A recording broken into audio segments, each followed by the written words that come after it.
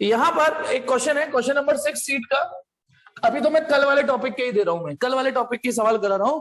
अब beaker is filled with water, एक beaker है, ठीक है, फिल्ड विद वाटर, पानी से भर दिया उसको। उसके बाद 12.5 सेंटीमीटर की हाइट तक पानी भरा है, 12.5 सेंटीमीटर तक। The apparent depth of needle lying at the bottom of the beaker is measured to be 9.4 centimetre. मतलब जो निडल यहां थी, जो निडल यहां थी, ठीक है, वो यहां पे नजर आ रही है। This is O, this is O dash या आई। ये उसके क्वेश्चन की लैंग्वेज के अकॉर्डिंग ये 9.4 सेंटीमीटर है, ठीक है, कि एक 12.5 सेंटीमीटर की डेप्थ तक भरे हुए पानी में जो निडल बॉटम पर है वो 9.4 सेंटीमीटर की डेप्थ पर नजर आ रही है। तो रिफ्रैक्टिव इंडेक्स बताओ। तो ये सवाल मेरे बताने का है ही नहीं, इसमें सीधे सीधे mu equal to real depth upon apparent depth का फॉर्मूला लगाइएगा, कर लीजिएगा। रियल डेप्थ दे रखी है, एपरेंट दे रखी है। आगे बढ़ता हूं, आगे क्वेश्चन नंबर 7 कर लीजिएगा इसको। The apparent depth of an object of a tank filled with a liquid of refractive index 1.3 is 7.7 centimeter. What is the actual depth of the liquid? तो बेटा म्यू इसमें दे रखा है, कितना दे रखा है 1.3, एपरेंट डेप्थ दे रखी है 7.7, एक्चुअल डेप्थ पूछी है, एपरेंट डेप्थ है ना, ये दे रखी है, रियल डेप्थ पूछी है, रियल डेप्थ। तो बेटा ये वो सवाल है जो कायदे से डिस्कस होने भी नहीं चाहिए, फॉर्मूले बेस्ड है। यहां पर भी mu equal to real depth upon apparent depth लगाना, आंसर आ जाएगा। थोड़ा सा मसाला जरूर है, उसे करा लेता हूं, हालांकि ये भी लुल्लू क्वेश्चन है। क्वेश्चन नंबर 8, ये क्वेश्चन ना वार्म अप वाले होते हैं कि हाँ ये वाला फॉर्मूला आज काम करेगा।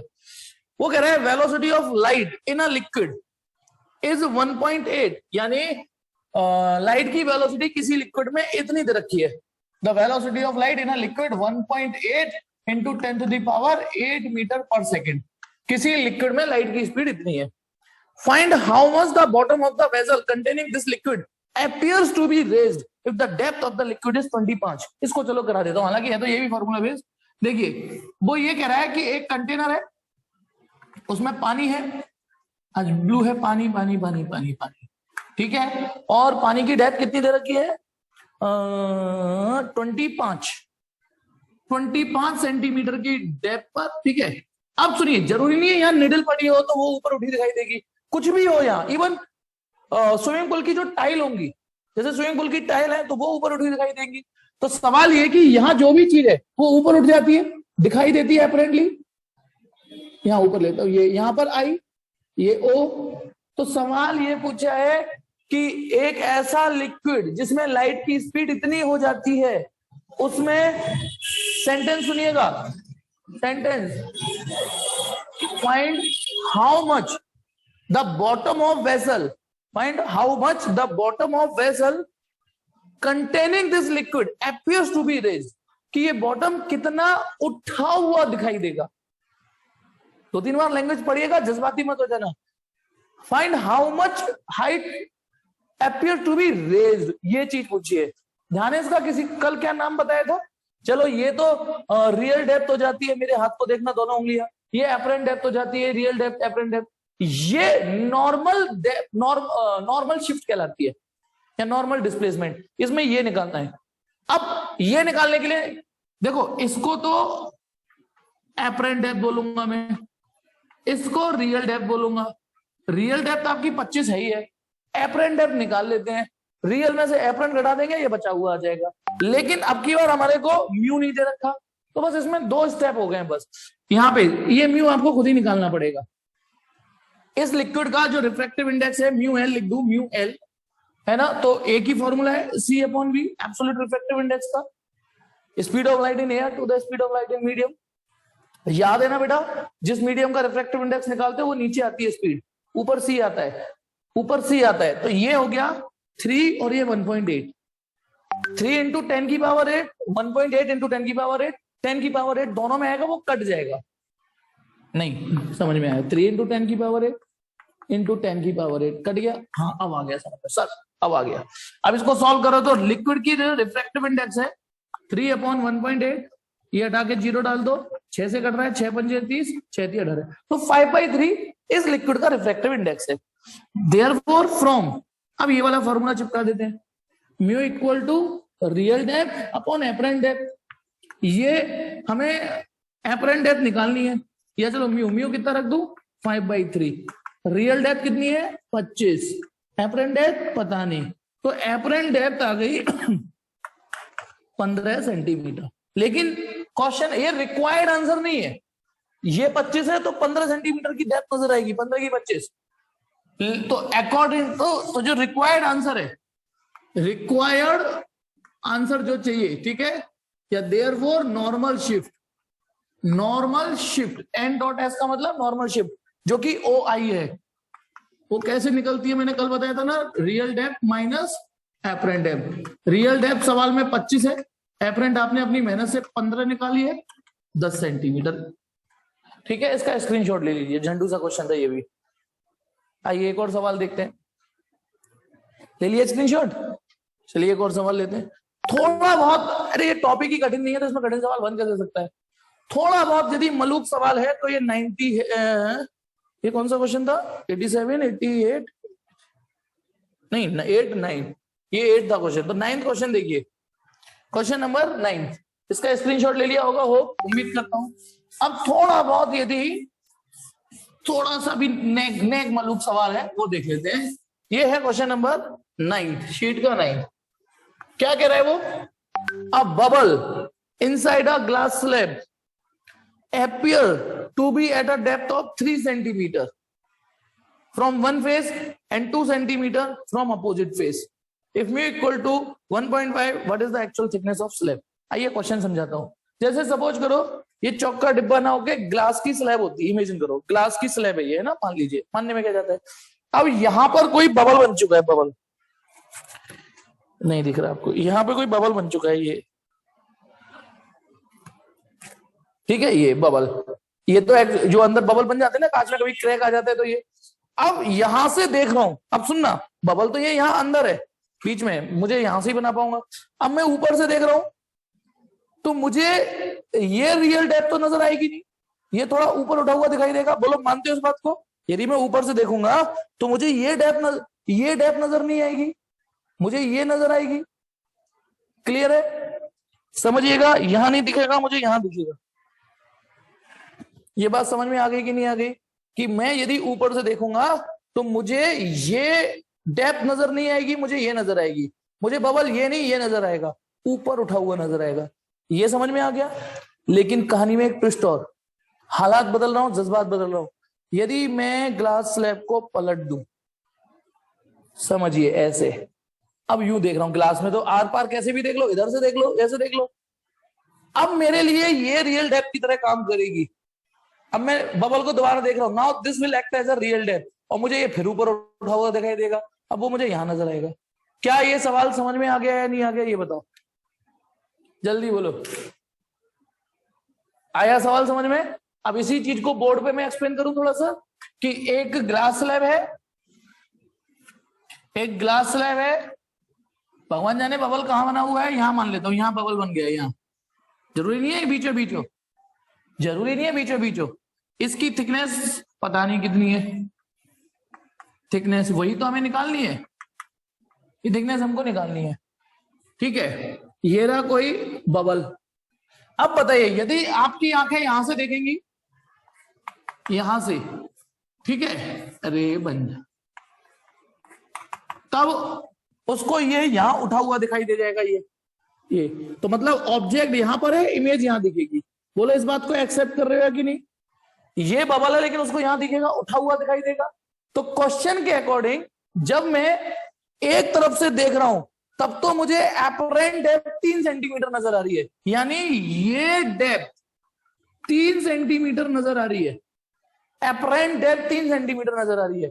और जब मैंने इसको पलट दिया, यहां से देख रहा हूं, तब मुझे एक तरफ से 2 सेंटीमीटर नजर आ रही है। तो इसमें तो मैं पलट नहीं पाऊंगा ना, तो एक इसको ऐसे मान लो, अब मैं दूसरी साइड से देख रहा हूं, तो आंखें यदि उसको अब दूसरी साइड से देखें तो बताइए, अब ये रियल डेप्थ होगी, एपरेंट डेप्थ ये नजर आएगी। This is I dash, I dash, और ये 2 सेंटीमीटर है।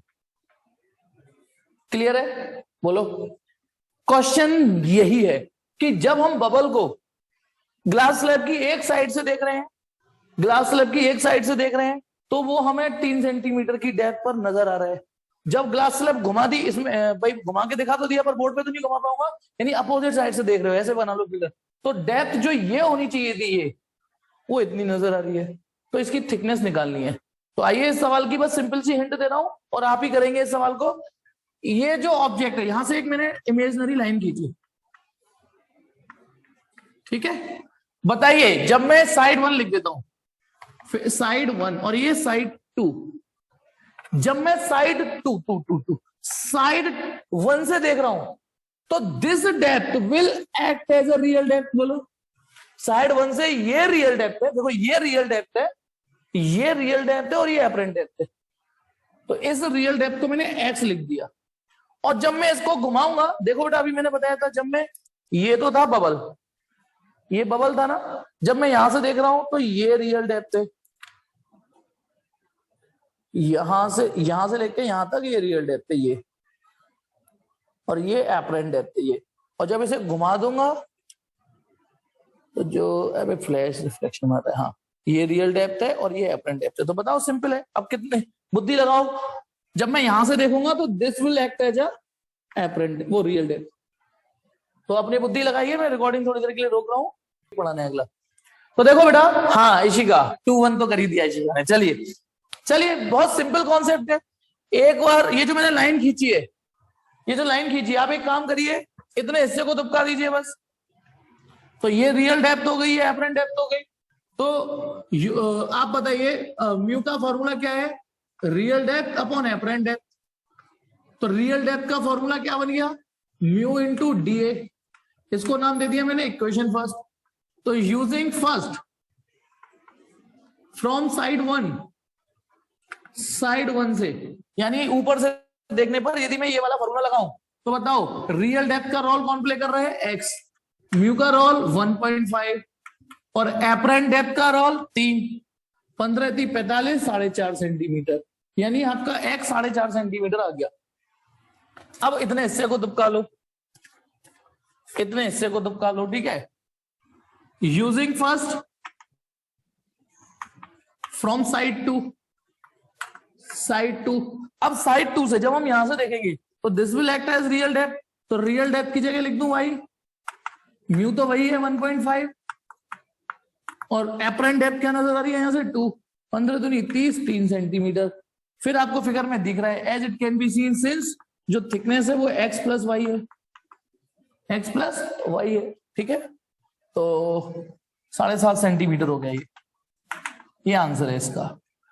एक और क्वेश्चन है बेटा एनसीईआरटी का, एंड टू एंड, जब रियल डेप्थ अपरेंट डेप्थ की बात चली रही है, तो कल मैंने होमवर्क में भी दिया था, आई डोंट नो आप में से कितने लोगों ने ट्राई किया होगा। तो क्वेश्चन नंबर 9.16, ठीक है, चलिए इसका स्क्रीनशॉट मारिए बेटा, स्क्रीनशॉट मार लीजिए, टिक टिक 1 2 3 4।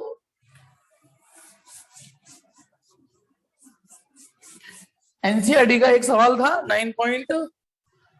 एक्सरसाइज का 9.16।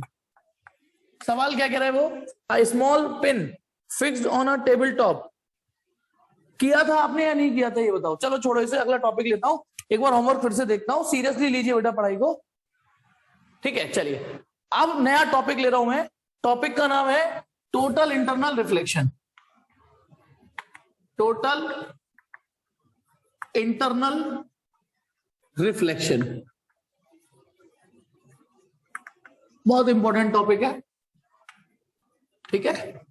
स्टार 4 स्टार लगे हुए हैं, टोटल इंटरनल रिफ्लेक्शन, जिसको हम आलसी बने में TIR बोलेंगे, TIR, टोटल इंटरनल रिफ्लेक्शन।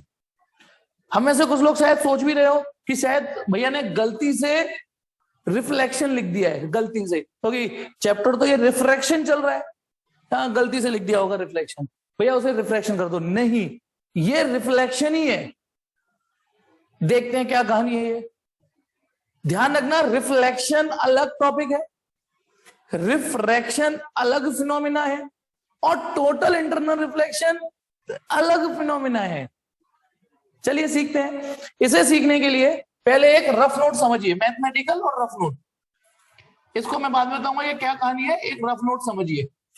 बेटा जब हम कहीं पर स्नेल्स लॉ लगाते हैं, सपोज करो mu equal to sine A upon sine R की सिचुएशन आई है ना, mu equal to sine R upon sine A, तो एक बेसिक प्रिंसिपल समझिए स्नेल्स लॉ से कि इसका मतलब यहां से sine R equal to sine I upon mu आ गया है ना। इसका म्यू कांस्टेंट होता है, इसका मतलब आप समझिए कि स्नेल्स लॉ भी चीख चीख के कह रहा है कि ये दोनों एंगल होते हैं वो एक दूसरे के प्रोपोर्शनल होते हैं। साइन आर साइन आई के प्रोपोर्शनल है, साइन आर साइन आई के प्रोपोर्शनल होता है। इसका मतलब ये हुआ कि इसका मतलब यदि आपका इंसिडेंस एंगल बढ़ेगा देन आपका रिफ्रैक्टिंग एंगल भी बढ़ेगा।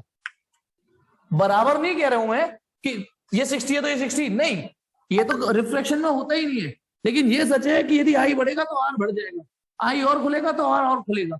ये चाहे लाइट रेयर से डेंसर जा रही हो चाहे डेंसर से रेयर जा रही हो, दोनों में ट्रू है ये बात ध्यान रखिएगा, ठीक है। एक तो ये रफ नोट है। अब आ जाइए, मैं इसको कोने में लिख देता हूं, यहां पे आई बढ़ेगा तो आर बढ़ेगा, आई बढ़ेगा तो आर बढ़ेगा।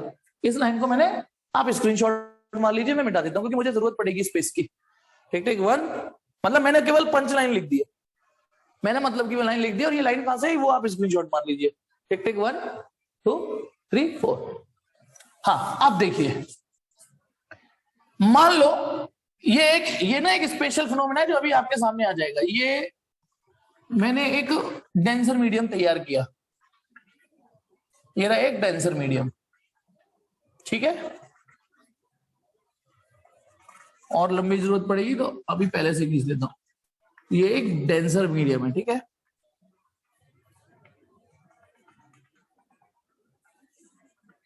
चलिए बहुत है। अब यहां पर मैंने एक, सपोज करो एक एलईडी लगा दी ऑन, एलईडी ऑन कर दी, ये रही एलईडी, एलईडी बिल्कुल पॉइंट साइज बल्ब हो गया। अब एलईडी चाहे पॉइंट साइज हो, रोशनी तो हर तरफ फेंकती है। अब बताना एक एलईडी जल रही है तो इस बंदे को भी दिख रही होगी, इधर भी दिख रही होगी, इधर भी, इसका मतलब रोशनी तो हर तरफ फेंक रही है। अब वैसे मैं कलरफुल चौक यूज करूंगा पर यार यही नसीब खराब हो जाता है, आपको दिखता ही दिख नहीं पाता। मेरी मेहनत और मेरी कोशिश, मैं कोशिश करूंगा जितनी हो जाए सफल। अब देखिए ये जगह जगह लाइट फेंकेगा। एक बात ध्यान रखना, मैं एक चीज याद दिला दूं, जैसे एक ग्लास स्लैब है, ये लाइट आई, यहां मैंने नॉर्मल डाला, बताइए इस लाइट का क्या असर होगा, मुझे बताइए जल्दी बताइए। व्हाइट बोर्ड पे बेटा रिफ्लेक्शन आता है लाइट का, व्हाइट बोर्ड है, इसको पलट दूं तो ये व्हाइट बोर्ड ही है बेटा। आप मेरी करंट इलेक्ट्रिसिटी की एक क्लास देखिएगा, इसको पलट के पढ़ा रहा था तो रिफ्लेक्शन आते हैं, फिर वो अच्छा नहीं लगता रिकॉर्डिंग में, ठीक है। हाँ स्मार्ट बोर्ड ले लो, ये तब भी ठीक था, वो उतना अमीर हूं नहीं मैं अभी अभी मेरा थोड़ा चैनल चल जाने दे तो स्मार्ट बोर्ड भी ले लूंगा। हाँ तो मेरा क्वेश्चन नीलांबिका ने दिया और लोग दीजिए बेटा कि यदि ये रे मैंने डाली तो इसका क्या हश्र होगा। मेरे सवाल को ठीक से सुनना, यदि ये मैंने रे डाली तो इसका क्या हश्र होगा। हाँ डेंसर मीडियम है ये, डेंसर मीडियम है ये, नो डाउट। ग्लास स्लैब बोला था मैंने, हाँ सब बच्चे आंसर दे रहे हैं सब। अब देखिए मेरा क्वेश्चन, अब देखिए इमेजिनेशन समझना, मैंने पूछा कि ये लाइट यहां पे आई तो इसका क्या हश्र होगा। सबने कहा towards normal, towards normal, towards normal, जिसने भी टाइप किया तो वो ठीक है, बिल्कुल ठीक है। लेकिन एक बात बताना, मेरा क्वेश्चन फिर से सुनिए, सुनिए तो सही मेरा क्वेश्चन। मैंने क्वेश्चन ये था कि यदि एक लाइट डाली तो इसका क्या हश्र होगा। मैंने ये नहीं कहा कि मुझे केवल रिफ्रैक्शन का इफेक्ट बताओ। अब मैं आपको बताता हूं, जब ये लाइट आएगी तो ये लाइट नॉर्मल की ओर मुड़ जाएगी। यदि हमें रिफ्रैक्शन पढ़ना होगा तो हम केवल ये दिखाएंगे, लेकिन सच्चाई ये हश्र तो इसका ये भी होगा ना। जब कोई लाइट आती है तो एक कंपोनेंट रिफ्लेक्ट भी होता है, एक रिफ्लेक्ट भी होता है और एक एब्जॉर्ब भी होता है। द वेरी फर्स्ट क्लास जो मैंने पढ़ाई थी, मैंने पूछा था यदि ये लाइट आएगी तो इसका हश्र क्या होगा। अब एक्चुअली क्या होता है, जैसे डेंसर मीडियम बनता है तो आपको लगता है शायद रिफ्रैक्शन ही पढ़ना है, कहानी खत्म। ये सही है, आपने ठीक बताया, लेकिन ध्यान रखना, इसे भूल मत जाना। ये जो प्रॉपर्टी आ रही है इसके दो टुकड़े होते हैं, प्रॉपर्टी का एक हिस्सा इसमें एक हिस्सा इसमें जाता है, थोड़ा सा एब्जॉर्प्शन में भी जाता है। हाँ जब हम पढ़ रहे थे तो हमें इसकी जरूरत नहीं पड़ी थी, तो हमने इसे बनाया नहीं था, इसे बनाया नहीं था। लेकिन आज के टॉपिक में हम रिफ्लेक्टेड रे भी बनाऊंगा और रिफ्रैक्टेड रे भी बनाऊंगा। लेकिन इसे ये मत सोचना आश्चर्य है ये क्यों पैदा कर दी सबने। रिफ्लेक्टेड रे तो यहां भी होती है, बनाते नहीं थे अब तक क्योंकि अंडर डिस्कशन नहीं थी। तो इसका मतलब ये नहीं है होती नहीं थी। तो आइए अब बताइए, ये एलईडी है, एक रोशनी जो सीधी फेंकेगा वो तो सीधी निकल जाएगी, याद है ना, जो सीधी फेंकेगा वो सीधी निकल जाएगी। अब देखिए एक रोशनी, बल्ब की रोशनी में कई 3-4 रोशनी इसकी डिस्कस कर रहा हूं, एक रे जो यूं निकली वो सीधी निकल गई। अब एक रे जो इसकी यूं आई, भैया यहां तो इंसिडेंट, अच्छा ये सीधी क्यों निकल गई, याद करो, ये भी फंडामेंटल में बता चुका हूं, क्योंकि यहां आई 0 होता है, आई की वैल्यू यहाँ 0 होती है, इसलिए आर 0 हो जाता है, रिफ्रैक्टिंग एंगल, तो वो सीधी निकल जाती है। यहां तो आई 0 होता है, लेकिन यहाँ आई 0 तो आर 0 सीधे निकल गई। अब एलईडी ने केवल रोशनी यही थोड़ी नहीं फेंकी होगी, इस एलईडी की रोशनी यहाँ गई। आइए ऐसे डिस्कस करते हैं। तो पहले हमें नॉर्मल डालना पड़ेगा, मैंने यहां डाला नॉर्मल, ये मैंने डाला नॉर्मल, डल गया। आइए अब क्या होगा इस लाइट का, क्योंकि ये light this angle is I1, इसको नाम I1 दे दिया, I1 पहले से सोच के रख दिया मैंने, क्योंकि यहाँ पे मैं कई सारी आई और बनाऊंगा रे, माना ये I1 है, क्यों, और ये मान लो मीडियम का नाम A है और ये मीडियम B है, और ध्यान रखना ये डेंसर है, जो एलईडी रखी है वो मैंने डेंसर मीडियम में रखी है, डेंसर मीडियम में एलईडी या पॉइंट साइज बल्ब लिख देता हूं, पॉइंट साइज्ड बल्ब। अब बताइए इस रे का हश्र क्या होगा, वही चीज, यानी आपको दोनों कंपोनेंट डिस्कस करने हैं, नो डाउट। अब इसका एक रिफ्रैक्टेड कंपोनेंट भी होगा, एक reflected component law of reflection obey करेगा, I equal to R incident, और रिफ्रैक्टेड कंपोनेंट रिफ्रैक्शन के लॉ फॉलो करेगा, स्नेल्स लॉ। क्योंकि ये रे डेंसर से जा रही है तो ये थोड़ी दूर हो जाएगी, होपफुली कि समझ में आ गया। अब मुझे बताओ, अभी मैंने रिफ्रैक्टेड रे ट्रेस करी है, सिर्फ डेंसर से रेयर जा रही है तो नॉर्मल से दूर होगी, डेंसर से रेयर जा रही है तो नॉर्मल से दूर हो रही है। तो ये जो मैं वर्ड बोल रहा हूं ना कि डेंसर से रेयर जा रही है तो नॉर्मल से दूर हो रही है, इसका एक और मतलब है कि ये R1 I1 से बड़ा होगा या नहीं होगा, बोलो। R1 I1 से बड़ा होगा, नॉर्मल से दूर हो जाएगी तो एंगल खुल जाएगा, ये याद रखिएगा। डेंसर से रेयर जाते वक्त R बढ़ जाता है I से। चलिए एक रे यू गई, रिफ्रैक्ट हो गई, एक रिफ्लेक्शन कंपोनेंट होगा, ये रहा। ये कौन सी रे है बेटा, ये रिफ्लेक्टेड रे है, ये वाली जिस पे डबल एरो मार दिया मैंने, ये रिफ्लेक्टेड कंपोनेंट है। तो और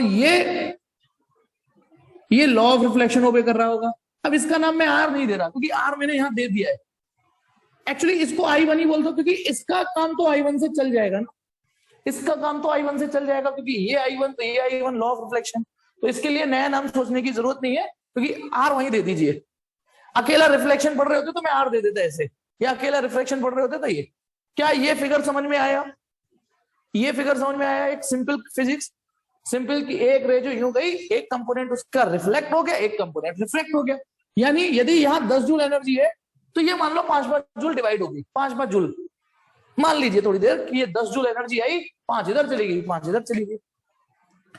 आइए अब एक फिगर और ऐड कर रहा हूं, ये तो एलईडी है, रोशनी इधर भी फेंकी इधर भी फेंकी, उसमें से एक रोशनी इधर भी गई होगी। मुझे बताइए फिर नई घोड़ी नई चाल, यहां फिर नॉर्मल डालूंगा मैं, ये रहा इंसिडेंट एंगल। अब मुझे बताइए ये जो I2 है पहले जैसे ही है या बढ़ गया, बताइए अब बुद्धि लगाइए। ये जो I2 है, एक मिनट, वो लाइन थोड़ी तिरछी हो गई, वो यहां से देखने पे पता चला मुझे ये।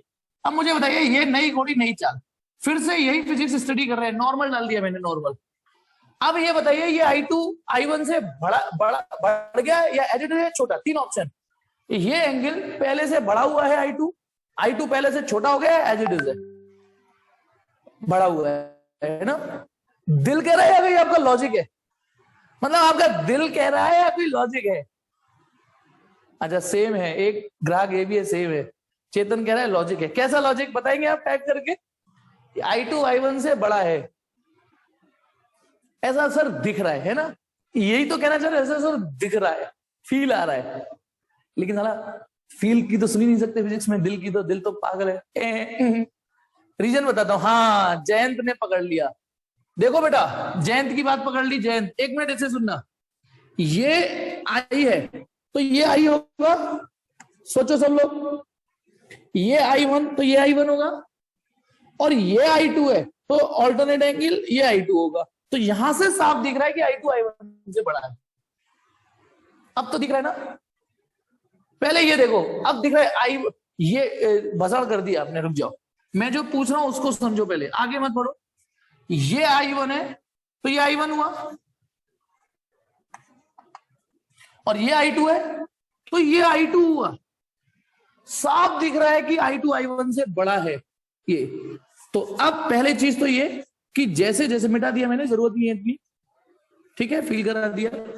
तो एक रे जो यू गई, ठीक है, जो जो मिटाए थे उसे वापस लिख दिया, एक कंपोनेंट उसका रिफ्लेक्ट हो गया, एक कंपोनेंट रिफ्लेक्ट हो गया, यानी लाइट एनर्जी की वसीयत दो जगह डिवाइड हो गई। चल ले, प्रॉपर्टी दो जगह बढ़ गई, ले तू ले ले तू ले ले, रिफ्लेक्टेड रिफ्लेक्टेड। इसकी बात करते हैं, ये वाली रे, ये वाली रे की बात करें।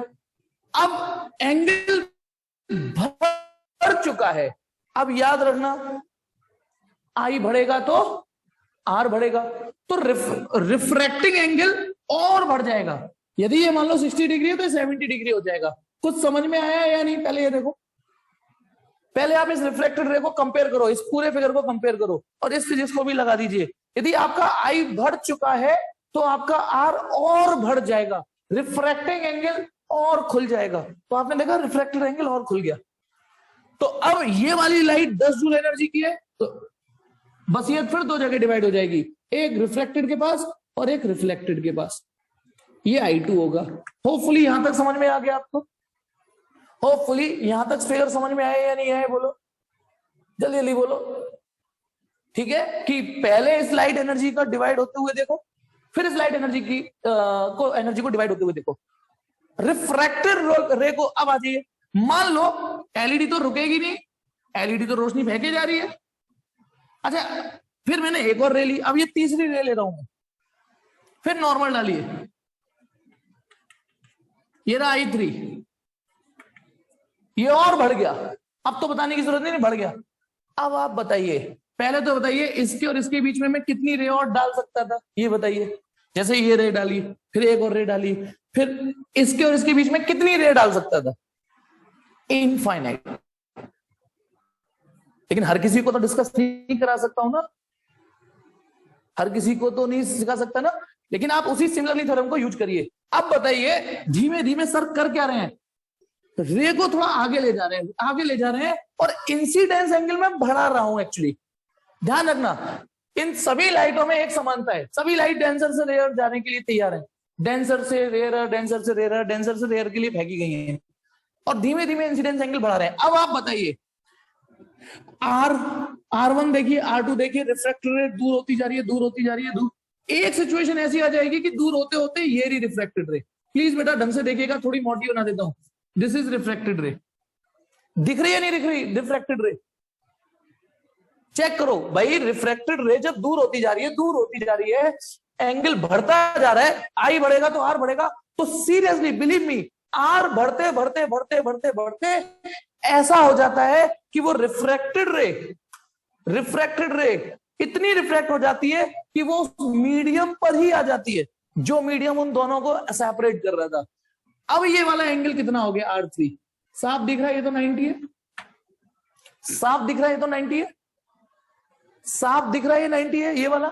यानी आपने इंसिडेंस एंगल बढ़ाते बढ़ाते बढ़ाते बढ़ाते इतना बढ़ा दिया कि रिफ्रैक्टेड रे खुल के मजबूर हो गई, और वो इतनी खुल गई कि वो 90 डिग्री हो गया। वही सीक्वेंस पकड़ रहा हूं भाई। अब मेरी बात सुनिएगा, पता है ये जो फिगर बना है, ये वाला, ये फिगर हर रिफ्रैक्शन में संभव नहीं है, केवल उन्हीं रिफ्रैक्शन में संभव है जिसमें लाइट डेंसर से रेयरर जा रही हो। किससे? डेंसर से रेयरर जाएगी, तभी ये फिगर संभव है। रेयर से डेंसर, चलिए आइए एक डील कर लेते हैं, काम करते हैं, मीटिंग दूसरी ज्वाइन करते हैं पहले। कोई नहीं, चलिए बताओ, ऑडियो वीडियो आ रहा है ना? एक सुरीली सी आवाज सुनाई दे रही है, सुरीली सी आवाज, भर दे झोली अल्लाह। आ रही है सुरीली सी आवाज, एक हैंडसम सा मास्टर दिख रहा है। चलिए ओके, चलिए हाँ, तो आइए मुद्दे पर, इस वापस मुद्दे पर आते हैं। चलिए, ये जो धीमे धीमे आई बढ़ाता जा रहा हूं, आई बढ़ाता जा रहा हूं, बढ़ाता जा रहा हूं, आर इतना बढ़ गया कि वो यहां पे लाई कर गया। अब मैं क्या बता रहा था इस मीटिंग से पहले कि ये जो फिगर हमने अचीव किया है ये तभी संभव है, ये वाला कि रिफ्रैक्टेड रे इतनी मुड़ जाए कि इंटरफेस पर ही आ जाए, 90 डिग्री बन जाए रिफ्रैक्टिंग एंगल। जब लाइट डेंसर से, देखो डेंसर से रेयरर जाए, आइए दिखा देता हूं, आप खुद फील करोगे। मान लो बेटा ऊपर डेंसर मीडियम होता, सपोज करो ये डेंसर मीडियम होता, और ठीक है, और नीचे रेयरर मीडियम होता, ये बल्ब ये रहा बल्ब। बताइए एक रोशनी जो सीधी गई वो तो सीधी चली जाएगी। अब फील करिए एक रोशनी जो इधर आएगी इस पे नॉर्मल डालोगे, अब फील करिए इसका क्या हश्र होगा बोलो। जब लाइट, अब ये वाली लाइट रेयर से डेंसर जा रही है, तो रेयर से डेंसर जाने में पता है क्या है ना, आर खुलता नहीं है, होता बंद है, बंद होता है, मतलब कम होता है, सॉरी बंद गलत बोल रहा हूं मैं, आई ये इंसिडेंस है। अब की बार देखो इस फिगर में अंतर क्या है। इस फिगर में बल्ब रखा है, एलईडी रखी है डेंसर मीडियम में, डेंसर में रखी है तो लाइट की डेंसर से रेयरर जाएंगी। इसमें मैंने रेयरर मीडियम में रखा है, ऊपर डेंसर रख दिया। अब इस वाली लाइट को देखिए, ये नॉर्मल है तो ये तो नॉर्मल की ओर मुड़ेगी ना, नॉर्मल की ओर मुड़ जाएगी। इसमें आर आई से कम रहता है, इसमें आर आई से बड़ा रहता है, क्योंकि इसमें वर्ड यूज करते हैं डेंसर से रेयरर जाने वाली लाइट नॉर्मल से दूर हो जाती है, तो इन सिचुएशन में आर आई से बड़ा रहेगा और इन सिचुएशन में आर आई से छोटा रहेगा। चलिए मान लो आपने आई और बढ़ाया, नहीं सर और बढ़ाओ तो सही, मैंने आई और बढ़ा दिया, ठीक है आई बढ़ा दिया, लेकिन जा तो रेयर से डेंसर नहीं है, तो ये मुड़ेगी तो नॉर्मल की हो रही। आप लाख कोशिश कर लीजिए, ठीक है आई बढ़ेगा तो आर बढ़ेगा, आई बढ़ेगा आर बढ़ेगा, लेकिन आर आई से रहेगा छोटा।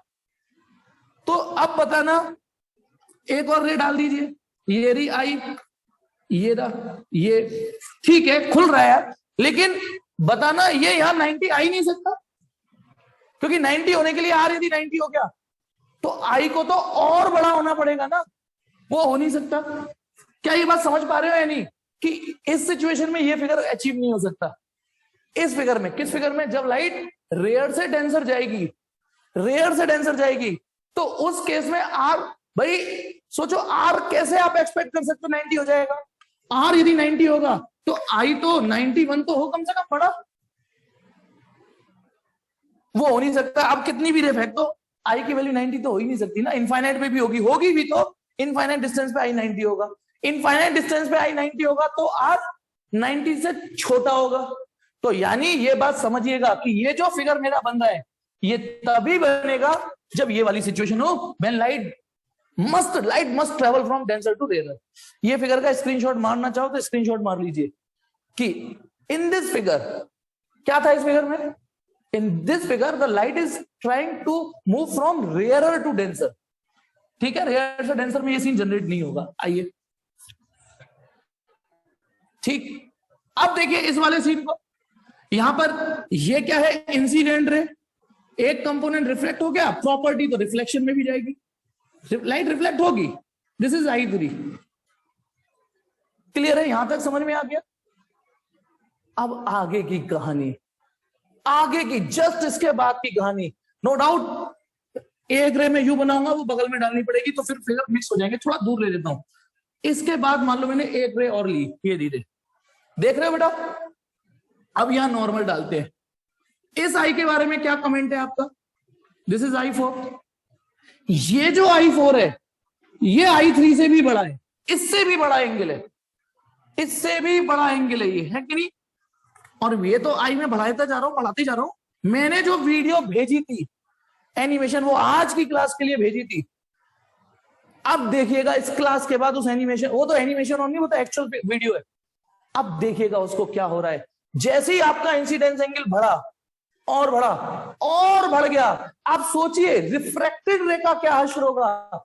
रिफ्रैक्टेड रे दूर हो गई, दूर हो गई, इतनी दूर हो गई, यहां गई, अब इतनी दूर हो जाएगी कि बेटा वो पार ही नहीं कर पाएगी, वो रिफ्लेक्टेड रे में ही मर्ज हो जाएगी। क्या बोला मैंने, रिफ्लेक्टेड, इसमें डबल एरो मार देता हूं, रिफ्लेक्टेड रे में ही मर्ज हो गई। कहां गई, यानी इस बार इंसिडेंट रे की सारी प्रॉपर्टी इसके नाम हो गई।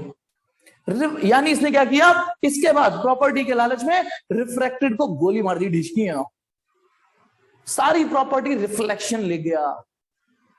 इस पॉइंट के बाद रिफ्रैक्शन होगा ही नहीं, हो ही नहीं सकता। जस्ट इस पॉइंट के बाद यहां, अब क्योंकि ये पॉइंट एक क्रिटिकल पॉइंट है जिसके बाद रिफ्रैक्शन यानी पार करने वाला कॉन्सेप्ट हो ही नहीं रहा, एक क्रिटिकल सिचुएशन आ गई, तो हमने इस एंगल को I3 बोल दिया पढ़ाने के फ्लो में, लेकिन हम इसको क्रिटिकल एंगल के नाम से पुकारेंगे, सी या IC, in that incidence angle जिसको क्रिटिकल एंगल नाम दिया गया है। IC लिख दो या C लिख दो, तो फिर ये भी C ही होगा। क्रिटिकल एंगल की डेफिनेशन बड़ी सिंपल, हाँ अरे बता रहा हूं, रिफ्लेक्शन ही है ये, क्योंकि रिफ्लेक्शन के लॉ को ये I4 होगा। रिफ्रैक्शन नीलांबिका उसे बोलते हैं जब लाइट एक मीडियम से दूसरे मीडियम में जाए, दूसरे मीडियम। रिफ्लेक्शन में लाइट उसी मीडियम में वापस आती है। मिरर होता है, लाइट आती है तो जाती तो उसी मीडियम में वापस होती है, उसी मीडियम में तो लौट जाती है, ठीक है। तो गौर से देखो, ये रिफ्लेक्शन ही रह गया। पहली बात, ये क्रिटिकल एंगल की यदि मैं आपसे डेफिनेशन पूछूं तो झंडू सी डेफिनेशन क्रिटिकल एंगल की, कि it is that incidence angle at which refracting angle is 90 degree, या refracted ray lie on the interface separating the two medium. पहले क्रिटिकल एंगल की डेफिनेशन समझ में आ गई। इसमें एक मसाला और डलेगा, विदाउट दैट मसाला इसका टेस्ट पूरा नहीं होगा। दाल में नमक नहीं डालो तो दाल अच्छी लगी नहीं सकती, इनकम्प्लीट है। It is that incidence angle at which refracting angle is 90 degree in a case when light travel from denser to rarer. क्योंकि ये बोलना इसलिए जरूरी था, अभी जो यहाँ फिगर दिखाया था, रेयर से डेंसर में ये क्रिटिकल सिचुएशन बनती नहीं है। ये जो क्रिटिकल सिचुएशन हो गई, ये क्रिटिकल स्टेज पे जैसे होता है ना कि बड़ी कंडीशन, मरीज की कंडीशन क्रिटिकल है, जल्दी ले जाओ, मरीज की कंडीशन क्रिटिकल है, गया रिफ्रैक्शन खत्म। सॉरी, हम रिफ्रैक्शन को बचा नहीं सके। इस पॉइंट के बाद रिफ्रैक्शन बचा ही नहीं, खत्म, सारी प्रॉपर्टी रिफ्लेक्शन ले गया। अब क्योंकि अब बताना, यहां 10 जूल एनर्जी गई, 5 इधर 5 इधर, 10 जूल इधर, 5 रिफ्लेक्शन 10 जूल 5 10 जूल एनर्जी गई, 10 की 10 ले गया, क्योंकि यहां लाइट टोटली, यही है टोटली इंटरनली रिफ्लेक्टेड रे। ध्यान रखना, ये सिर्फ रिफ्लेक्टेड रे है, ये सिर्फ रिफ्लेक्टेड रे, लेकिन इसको पार करते, इस क्रिटिकल पॉइंट को पार करते ही this is totally reflected ray. Internally word इसलिए क्योंकि डेंसर से चलने को तो आई थी बड़ी, सीना चौड़ा करके मैं जाऊंगी, लेकिन अंदर ही अंदर वापस बताए, चल वापस भेज दी। इट्स टोटली अंदर के अंदर ही back to the denser medium वापस भेज दी, और रिफ्लेक्टेड है, तो totally internally reflected ray. Hopefully ये समझ में आया टोटल इंटरनल रिफ्लेक्शन क्या है। नहीं, इसमें नहीं, अभी ये टोटल रिफ्लेक्शन थोड़ी नहीं है भैया, यहां तो रिफ्लेक्टेड रे जीवित है, क्रिटिकल सांसें ले रही है, रिफ्लेक्टेड रे है, यहां नहीं मरी है, इसके जस्ट बाद रिफ्लेक्टेड स्वाहा, ये रही टोटली इंटरनली रिफ्लेक्टेड रे। ठीक है, ऐसी इंग्लिश बोल सकता हूं मैं। एक बार एक लड़के ने ऐसी स्टाइल मारने के लिए लड़की से बोल दिया, I love you very much totally. लड़की गांव की होगी, का कहते ने, I love you very much totally. तू तोतला, तेरा बाप तोतला, तोतली है ना बेचारी। अच्छा, कभी कभी ना प्रोनाउंसिएशन दिक्कत तो देता है, थोड़ी सॉल्यूशन भी निकाल देता है। जैसे सॉल्यूशन बताता हूँ, एक बार एक एनआरआई लड़का, एनआरआई है ना, अंग्रेज हिंदुस्तान में अपने दोस्त के पास आया, तो दोस्त ने उसे अपने एक बढ़िया सा कॉटेज दिया और एक नौकर भी दिया, आज्ञाकारी नौकर रामू काका, कि तू है ना ये। अब क्या हुआ, रामू काका इतने आज्ञाकारी कि बिना मालिक के कुछ काम करे ही नहीं, बिना आज्ञा के। अब वो एनआरआई दोस्त बाथरूम में नहा रहा होगा, पोटी कर रहा हो, कुछ भी कर रहा हो बाथरूम में, ट्रेन वो है नहीं, गेट पे टिंग टोंग टिंग टोंग टिंग टोंग। अब वो चिल्लाए, रामू काका open the door please Ramu काका। अब प्रॉब्लम क्या आ गई, रामू काका को इंग्लिश नहीं आती और एनआरआई को हिंदी नहीं आती। कम्युनिकेशन डिस्टर्बेंस क्या हो गया, जो रामू काका था उनको इंग्लिश नहीं आ रही थी और उसको हिंदी नहीं आ रही थी। अब बेचारा अंदर से चला था, please open the door please Ramu काका ओपन दी डोर। रामू काका बिल्कुल चुप, क्योंकि उन्हें समझ में नहीं आ रहा गेट। मालिक नहीं कहेगा तो गेट नहीं खोलेंगे, टिंग टोंग कितना भी करता रहे। उसने फोन बाथरूम से फोन किया अपने दोस्त को कि तूने क्या लूट पकड़ा दी मुझे, अबे तूने क्या लूट पकड़ा दी मुझे, ये गेट नहीं खोल रहा। अब मैं तो इंग्लिश में बोल भी नहीं पाऊंगा कि हाँ your servant is not opening the door, I am trying to say open the door, open the door। तो उस दोस्त ने उससे ये कहा तो इंग्लिश में ये सेंटेंस बोल दे, रामू काका गेट खोल देंगे। हाँ no he don't understand English, he don't understand English। ठीक नहीं, तू बोल दे, इंग्लिश में बोल दे। तो उसने एक सेंटेंस दिया, there was a cold day. दोस्त ने कहा कि तू रामू काका से ये बोल दे दरवाजा खोल देंगे। तो दोस्त ने जब ये बोला, बाकी रामू काका ने दरवाजा खोल दिया। पता है क्यों? भले उनके इंग्लिश समझ में नहीं आई, क्योंकि प्रोनाउंसिएशन दरवाजा खोल दे, दरवाजा खोल दे, दरवाजा खोल दे। अच्छा अभी खोलता हूँ, दरवाजा खोलता हूँ। तो कभी कभी प्रोनाउंसिएशन समस्या का समाधान भी बन सकता है, दरवाजा खोल दे। ओके चलिए, आई लव यू तोतली, वहां नुकसान हो गया, आई लव यू तोतली में छोड़ के वक्त गई।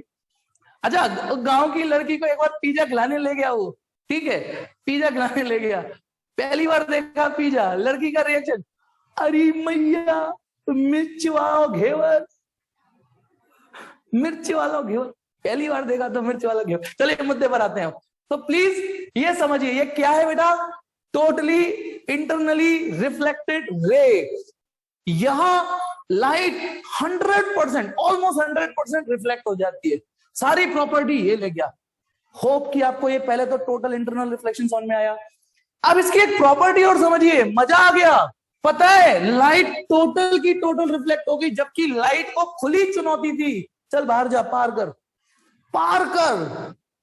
हमने नहीं रोका तुझे, मिरर में, पता है ये मिरर है, यहां से फेंकूंगा लाइट, आपको बैक ऑफ द सरफेस को लॉक करना पड़ता है, तब जाके लाइट रिफ्लेक्शन दिखा पाती है। यदि मैं ऐसे लॉक नहीं करूंगा तो लाइट ट्रांसमिट भी हो जाएगी, लाइट ट्रांसमिट भी हो जाएगी। You have to lock, paint, पीछे पेंट करना पड़ेगा, ब्लॉक करना पड़ेगा, तब लाइट रिफ्लेक्ट होगी। यहां तो हमने कुछ लॉक थोड़ी नहीं किया है, सोचिए मैंने यहां कुछ लॉक नहीं किया, खुली चुनौती दे दी है, पार कर, तो पार कर ना, कर ना, लेकिन वो पार कर ही नहीं पाती। कभी कभी को होते ना ऐसे सेंसर गेट जिसमें दिखता नहीं है, लेकिन वहां जाते हैं तो ऐसा करंट सा लग जाता है, मूवीज में जो देखते हैं ना, पै पै पै। तो लाइट को खुली चुनौती दे रखी है हमने कि तू पार कर, हमने नहीं मना करी। लेकिन एक नेचुरल फिनोमेना जो मैं यहां से खिसका के सिखाते हुए लाया हूं कि इस क्रिटिकल सिचुएशन के बाद लाइट पार करेगी ही नहीं, पार करेगी ही नहीं।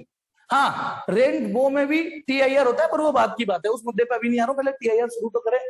तो इसमें मेरा डायलॉग सुनना, TIR में there is no need to cover the back of the surface और to block the back of the surface. Back of the surface को ब्लॉक करने की कोई जरूरत नहीं होती, लाइट जाएगी नहीं बाहर, लाइट जाएगी ही नहीं बाहर, ठीक है। केवल टोटली वर्ड समझ में आ गया। This is not total reflection, this is not total reflection, क्योंकि एनर्जी भी डिवाइड हो रही है, क्योंकि यह एनर्जी सारी की सारी यहां आ गई, इसलिए इसे बोला टोटली। एक और बात और बताता हूं बेटा, यदि मैं मिरर में, बताइए फिर से देखिए, यही फिगर दोबारा बना रहा हूं, यदि मैं मिरर में back of the surface lock नहीं करूं तो लाइट आएगी, कुछ कंपोनेंट रिफ्लेक्ट होगा, कुछ ट्रांसमिट हो जाएगा। लेकिन यदि मैं लाइट को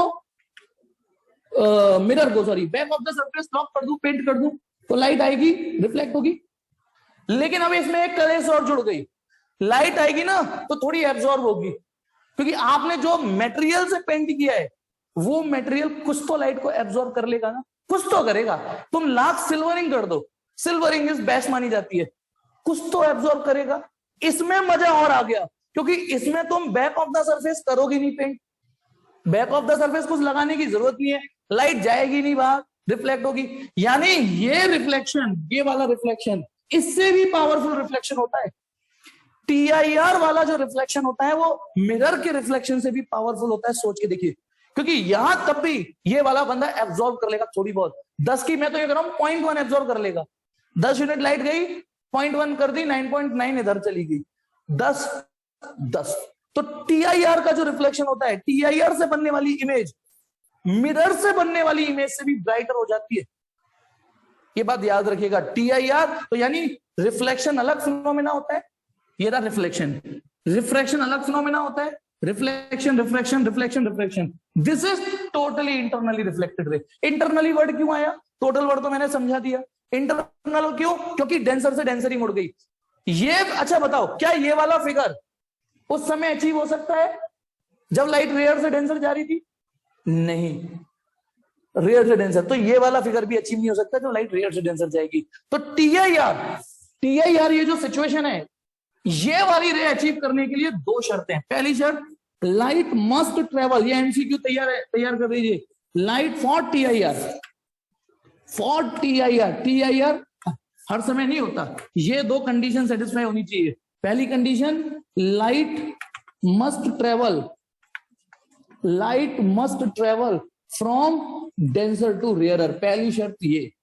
दूसरी शर्त, ये भी तो डेंसर से रेयर जा रही है पर यहां तो नहीं हुआ TIR, ये भी तो रेयर डेंसर से रेयर जा रही है, यहां तो नहीं हुआ, यहां भी नहीं हुआ, इसके बाद हुआ। इंसिडेंस एंगल क्रिटिकल एंगल से बड़ा होना चाहिए। बताइए, ये वाला जो I4 है वो क्रिटिकल एंगल, भाई I1 से बड़ा, I2 से बड़ा, ये इससे भी बड़ा, ये हर जगह नहीं होगा। एक तो light must travel from denser to rarer, और दूसरा incidence angle must be greater than critical angle. Hopefully कि आपको TIR समझ में आया, जल्दी बोलो। उम्मीद कर सकता हूं ना TIR समझ में आ गया, प्रॉपर्टी समझ में आ गई। मिरर से भी पावरफुल रिफ्लेक्शन होता है, ये कुछ शर्तों के साथ होता है, यदि वो शर्त है। अच्छा, यही TIR की डेफिनेशन है। आइए TIR की डेफिनेशन, इन्हीं कंडीशन को जोड़ के मिला के बना दीजिए, बन गई definition. Define TIR, it is the phenomena of bending of light back into denser medium when light travel from denser to rarer and its incidence angle is greater than critical angle. अच्छा, critical angle ये रहा, ये definition. It is dash incidence angle at which refracting angle is 90 degree. अच्छा, critical angle के लिए हम एक formula बना सकते हैं, फटाफट देखिए बेटा। यहां पर स्नेल्स लॉ लगाइए, इस लोकेशन पे स्नेल्स लॉ लगा रहा हूं, ध्यान रखना। ये वाला मीडियम B है, ये A है, ये B है, ये A है। तो स्नेल्स लॉ बताना सही लगाया कि नहीं, mu B into sine IC या C, क्योंकि ये मीडियम B में बनना है, तो mu B into sine C equal to mu A into sine R। देखना सही लगाया मैंने, हालांकि R की वैल्यू 90 है। देखना बेटा, मैंने सही लगाया, कोई चालाकी चंट बना कुछ तो नजर नहीं आ रहा। म्यू जो सिखाया है Snell's law, mu B into sine C equal to mu A into sine 90 हो गया। तो बताना, म्यू बी की जगह म्यू बी, साइन C की जगह साइन C, साइन 90 की जगह 1 हो गया, साइन 90 1 होता है। अब देखिए, आज वही चीज आ गई जो मैंने कल सिखाई थी। अब यहां mu B upon mu A भी लिख सकते हो और mu A upon mu B भी, लेकिन कल ही हमने आपस में एक डील कर ली है कि हम अपने फॉर्मूले को कैसे सजाएंगे। हम ऊपर डेंसर लिखेंगे, नीचे रेयरर वाला लिखेंगे, ठीक है ना, ताकि ऐसा ना हो जाए आधे फॉर्मूले अलग फ्लो में, आधे फॉर्मूले अलग फ्लो में। तो म्यू बी इसको नीचे ले आइए, म्यू ए साइन C को वहां ले जाइए, 1 अपॉन साइन C। स्क्रीनशॉट मत मारना, क्योंकि मैंने एक आलसी बना कर दिया है, साइन 90 को मिटा 1 लिख दिया है, तो स्क्रीनशॉट में वो साइन 90 नहीं आ पाएगा, नोट्स में है सब। इसको लिख लेंगे तो म्यू बी ए किसके बराबर आ गया, 1 अपॉन साइन C। और ध्यान रखना, यदि सराउंडिंग नहीं दे रखा हो तो सराउंडिंग एयर माना जाता है, फिर फॉर्मूले में से आप ये हटा सकते हो, क्योंकि विद रेस्पेक्ट टू एयर लिखने के लिए जरूरत नहीं होती एयर लिखने की, तो फिर फॉर्मूला सिर्फ इतना हो जाता है। फिलहाल तो लिख लीजिए, ये समझ में आ गया नहीं? आइए एक सवाल करते हैं, फिर छोड़ता हूं आपको। वीडियो देखिएगा, परसों की क्लास जब आओ तो वो जो मैंने टेलीग्राम पे वीडियोस डाली है उन एनिमेशंस को देखिएगा।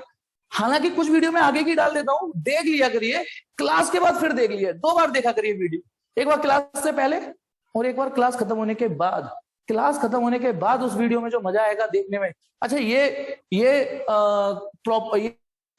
सुविधा यदि हमारे समय में मिली होती तो हमारी फिजिक्स तो सुभान अल्लाह होती, हमारी और होती सुभान अल्लाह। अब तो आप देख सकते हो, इमेजिनेशन करने की जरूरत ही नहीं है। चलिए, होपफुली कि TIR के मैं सारे कॉन्सेप्ट समझा पाया, और प्लीज वीडियोस देखिएगा।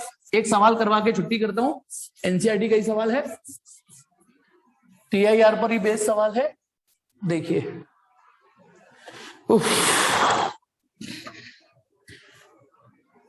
खुल जा जिम।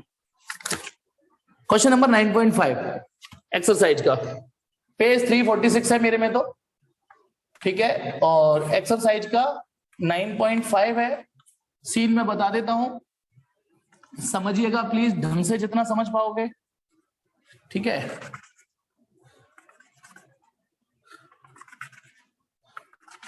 वो ये कह रहा है कि यहां पर एक पॉइंट साइज बल्ब है, प्लीज समझिए क्वेश्चन को। उसने बोला है देखिए अ स्मॉल बल्ब इज प्लेस्ड। अब लास्ट वाली लाइन फिर पढ़ लो, सवाल बीच में बाद में पढ़ लेंगे। लास्ट में लिखा है consider the bulb to be a point source. जो हम बल्ब दे रहे हैं वो पॉइंट सोर्स, एक बल्ब रखा है, कहां रखा है बल्ब भैया? A small bulb is placed at the bottom of a tank containing water to a depth of 80 centimetre.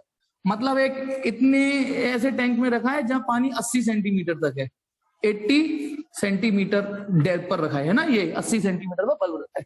अब आगे क्या कह रहा है वो, what is the area of surface of water through which the light from the bulb can emerge out, refractive index of water is 1.33। ये जो water है 1.33 इसका रिफ्रैक्टिव इंडेक्स, इसको मैं 4/3 लिख देता हूं। चलिए सवाल समझाता हूं, इसको 80 सेंटीमीटर ऐसे लिख देता हूं, ऐसे, ठीक है, 80 सेंटीमीटर। सवाल क्या है देखिए, सवाल भी समझा देता हूं, सॉल्यूशन इसी में समझ में आ जाएगा। ये बल्ब है, एक रोशनी इसने सीधी फेंकी होगी तो सीधी निकल गई होगी, सब जानते हैं। अब एक रोशनी इसने ऐसे फेंकी होगी, बहुत हल्का हल्का बना रहा हूं, वो पार हो जाएगी। एक रोशनी ऐसे फेंकोगे पार हो जाएगी, लेकिन एक स्टेज ऐसी आएगी ना कि इसकी एक रोशनी पार होना बंद कर देगी। बोलो मानते? ये फिगर समझ में आया अभी थोड़ी देर पहले कि बल्ब एक रोशनी ऐसी फेंकेगा कि वो सरफेस पे लाई करेगी। तो बताना ये वाला एंगल कितना होगा? ये वाला एंगल, ये एंगल होगा क्रिटिकल एंगल। ये क्रिटिकल एंगल की कहानी होगी। जैसे ही लाइट का इंसिडेंस एंगल क्रिटिकल एंगल होगा, वो रिफ्रैक्टेड रे यहां आएगी। अच्छा, जो कहानी इसके इधर हो रही है वो कहानी इधर भी हो रही होगी, वो कहानी इधर भी हो रही होगी, ठीक है। यहां पे भी क्रिटिकल एंगल बनेगा तो लाइट यूं आ जाएगी। और प्लीज समझिएगा, अच्छा ये एरो समझ, ये वाली रे समझ में आ गई नहीं आ गई? एक रे जो यूं गई वो यूं चली गई, एक रे यूं हो गई यूं। अब देखिए गौर से समझना, मुझे बताइए यदि अलग कलर समझ में आ जाए तो इस रेखा क्या हाशिर होगा, ये बताइए। इस रेखा क्या हाशिर होगा जो इस और इसके बीच में कहीं होगी समवेयर। लाइट तो ये भी जा रही होगी, ये वाली रे पार हो जाएगी ना, ये वाली रे तो पार हो जाएगी। इस वाली रे को बात करें तो ये भी पार हो जाएगी, लेकिन इस वाली रे को बात करें तो क्या होगा बोलो? जस्ट इस क्रिटिकल पॉइंट के इधर जाएगी, तो इस बल्ब की रोशनी जो इस क्रिटिकल पॉइंट को पार करेगी ये रिफ्लेक्ट हो जाएगी, TIR शो कर देगी। यानी इस दायरे में जो लाइटें होंगी, इस एरिया में जो होंगी, वो लाइट तो बाहर निकल पा रही होंगी। इस एरिया में जो लाइट होगी वो तो बाहर। अच्छा अब ध्यान रखना, थोड़ा फील, यहां फील करने की जरूरत है। ये कौन बनेगा पानी के अंदर? सोचो एक टैंक है, बीचों बीच बल्ब रख दूं, बीचों बीच बल्ब, बल्ब की रोशनी इधर जाके इधर हो गई, बल्ब की रोशनी इधर जाके इधर हो गई। सोचो आगे पीछे भी ऐसे हो रही होगी, तो एक कौन बनेगा? इस बल्ब की रोशनी यूं जाके ये इस एरिया से जाने वाली तो बाहर निकल जाएंगी, ठीक है, रोशनी ये, लेकिन इधर वाली पलट जाएंगी। तो इतने एरिया से ही लाइट निकल पाएंगी। क्या ये फिगर फील आ पा रहा है या नहीं आ पा रहा?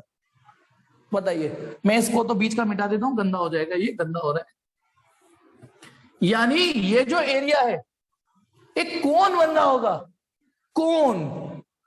आपकी जो लाइट है वो उस कोन के दायरे में ही बाहर निकल पाएगी, उसके बाद तो बाहर निकल ही नहीं पा रही। तो उसने यही पूछा है ये एरिया बताओ। अब सवाल पढ़िए आप। अच्छा यदि मैं ये आर निकाल लूं, कैसे भी ये आर निकाल दूं, कैसे भी निकाल पाऊं यहां से यहां तक का, उसके बाद पाई आर स्क्वायर कर दूं, तो मेरा क्वेश्चन तो सॉल्व हो गया।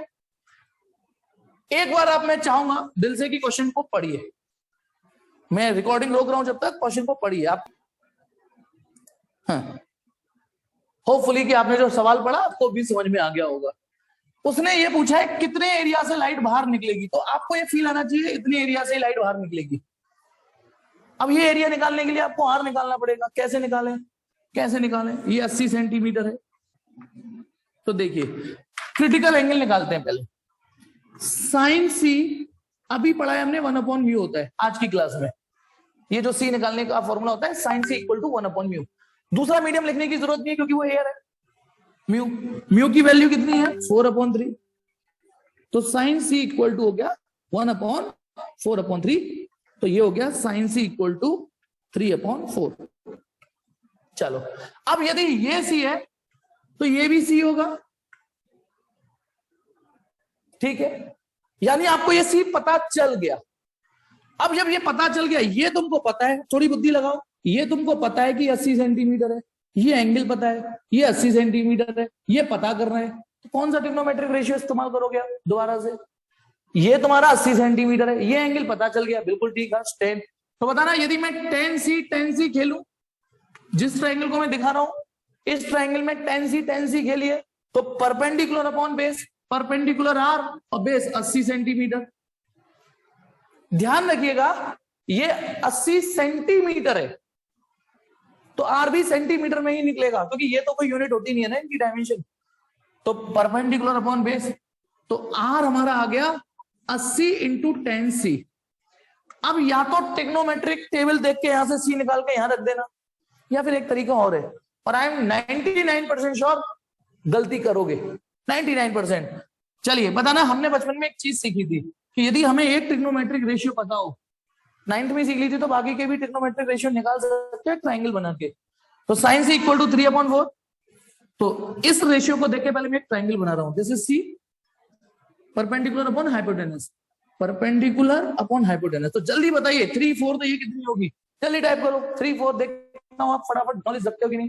3/4 तो ये कितनी, हाँ 3/4, जल्दी टाइप करो, ठीक मर दो बेटा, ठीक, किसी का नहीं आया।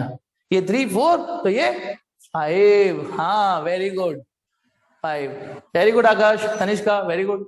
इसको टाइप करने में इतनी देर लग रही थी हैं, और बाकी तो टाइप भी नहीं कर रहे। ये 3, ये 4 तो ये 5। महाकंजड़ो, ये 5 नहीं होगी, मैंने कहा था ना 99% श्योर आप गलत हो गए, क्योंकि आपके अंदर एक जोर से बोलो जय माता दी, क्योंकि राइट एंगल ट्रायंगल जहां देखो वहां ये 3, 4 तो तीसरी 5 ही होगी, एक 3, एक 4, एक 5 ही होगी। भाई साहब कितने तेजस्वी लोग हैं, ये √7 होगी, ध्यान रखना 4, अब मुझे बताने की जरूरत नहीं है, ये √7 होगी। अब क्यों होगी मुझसे, ठीक है, क्योंकि 4 यहाँ हाइपोटेनस है, ठीक, चलो हो गया, ऐसा हो गया, हो जाती है। अब बताइए, अब यहां से tan सी निकाल दीजिए, तो 80 tan C perpendicular upon base, perpendicular upon base, तो ये आर आ गया निकल के। तो देयरफॉर रिक्वायर्ड एरिया क्या होगा बोलो, therefore required area, required area, required area pi R square. ध्यान रखना, अब तो आप कर लीजिएगा, ये आंसर सेंटीमीटर स्क्वायर में निकलेगा, इतना याद रखिएगा, उसे आप जब मीटर स्क्वायर में करना हो तो कर लीजिएगा, आपको पता होगा। तो ये था बेटा TIR। अभी तो इसकी कल एप्लीकेशन पढ़ाऊंगा, है ना। एप्लीकेशन पढ़ने से पहले जो वीडियोस एनिमेशन भेजे हैं, प्लीज हाथ जोड़ के विनती कर रहा हूँ, देख लीजिएगा। थोड़ा थोड़ा ही पढ़ा रहा हूँ, थोड़ा थोड़ा, बाकी फर्स्ट टर्म के बाद तो एक्सेलरेट कर ही देंगे हम, लेकिन थोड़ा थोड़ा पढ़ते तो चलिए। आप पता है ऑप्टिक्स पता भी नहीं चलेगी, इतनी आसान है ऑप्टिक्स, रे ऑप्टिक्स, रिवीजन इतनी जल्दी हो जाएगा बाद में, तो इस जिम्मेदारी को निभा लो, अभी के अभी पढ़ लो। तो होपफुली बाय।